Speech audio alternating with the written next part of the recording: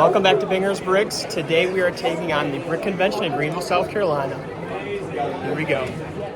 Yes, welcome to BrickCon 2023 in Greenville, South Carolina. As you can see, we pulled up. There was a massive line out front, and we actually ended up finding a line that was a little bit closer to the building, hopped in that line, got into the Brick Convention much quicker. And as you can see, when we first came in, the first thing we saw was the official merch shop, and we actually will do a little bit more of like a car haul at the end of the video, but it was cool to see some of the different Star Wars characters with the different clones and stuff walking around. And the first shop we actually saw was our local bricks and minifig store run by Kyle and Rebecca. You can see Kyle there, and it was cool to see all the separate sets that they brought to the convention.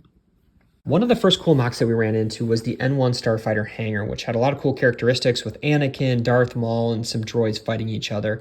I do want to apologize up front. We're not going to do these mocks justice, as honestly we were running a little bit short on time and it was very packed in there. The next mock was not as familiar to me, but honestly I believe it was the most Eisley Spaceport, and this was filled with a lot of cool details as well, with my favorite being the bloody clone helmets with stakes running through their heads. This was probably one of my favorite parts when we got to Patrick Durham's Lego section, who was on Lego Masters and was a participant in Season 3. First off, we do have the Captain Rex 501st Legion fighting General Grievous's droid army with an awesome colorful backdrop. I love these sets as I am very jealous of the rock work in a lot of these different areas.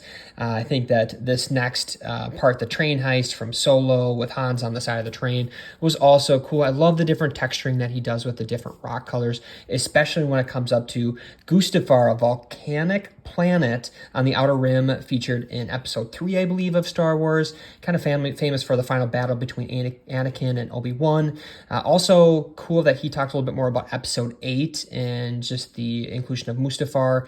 Even cooler is the fact that it lights up, and I'll put a picture up. Such a cool set, so many cool details. Well done by Patrick Durham. As we're taking a look at some of the botanical sets, I want to talk a little bit more about the Get Upside app, as we use it quite often as we are driving around quite a bit. Now, one thing that you can do is that you can actually use it for gas, or you can use it for restaurants, but primary thing I use it for is getting cash back at the pump. And as you can see at Shell, we found 22 cents a gallon back after you purchase your gas. Make sure you use our reference codes, as you will get $5 for free when you first sign up. After looking at some of the different botanical sets, we moved on to the Lego art displays. And this was a pretty cool area, as well, as they start off with Boba Fett here. Really like how they were able to portray some of those different textures with the different pieces they used. Moving on to Grogu or the Child, thought that it was cool that they used primarily plates and just some tiles for the ears. And then this next one is my favorite. This is like a 3-in-1 optical illusion art where you can see Venom to start, moves on to Carnage, and then at the end here you can actually see Spider-Man as well. This was just crazy. Honestly, I walked by this when I first saw it. Didn't think much of it because I only saw Spider-Man, but when I look back, it was super cool looking at all three different sets or different pictures. We do have a little bit of Picasso art here, and then moving on, we do have Magneto, Taylor Swift, which is super popular, and then also Andy Warhol art, or Andy Warhol Mickey, and then also the first creation of Adam. Rounding another corner here, we ran into a pretty cool city built on a larger mountain or cliff. I really like the different levels. I think the different levels and the different tiers really help a lot of the different sets and mocks stand out. One thing that really stood out to me was a train track in the background, as well as having large sets like Cafe Corner, Green Grocer. Town halls in the back corner, can't quite see it, and we still need the Grand Emporium as well. I really also like the steps that led up to one of his awesome white church mocks. And again, just had a lot of variation with different ships and a baseball field. He also had some smaller modulars in the back corner. But again, going back to that bridge, I really thought that was a cool train bridge that connected the entire city. So awesome job. Over here at this quick little table, we started off with one that I honestly didn't know what it was, and I'm assuming it was from Clone Wars, but we did have the ATTE Walker, we had the Republic Fighter Tanks, Obi-Wan's Jedi Starfighter, a couple other little hangars here, and I believe this is the Battle of Planet Hoth, had some really cool details, and honestly just some other cool little sets. Jumping into the largest portion of the BrickCon event was the South Carolina Lug Group.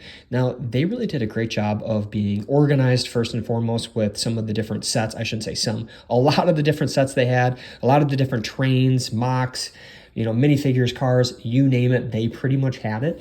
And there's just a lot of cool stories I found behind a lot of the different pieces that they had. And so there were a lot of takeaways, though. Honestly, going over some of these different sets, I found a lot of cool takeaways from some organization pieces, but really primarily from some of the greenery areas where they had a lot of pumpkins, corn, different animals, different tree builds. So definitely some things I'm going to take and put into our Lego city. Now, the other realm was the train realm, because we have just purchased a new Lego passenger train for our Lego city, and it was cool as I've been doing a lot of research here in the past few weeks of some of the different trains out there, and really had a blast just watching these trains go around their Lego city.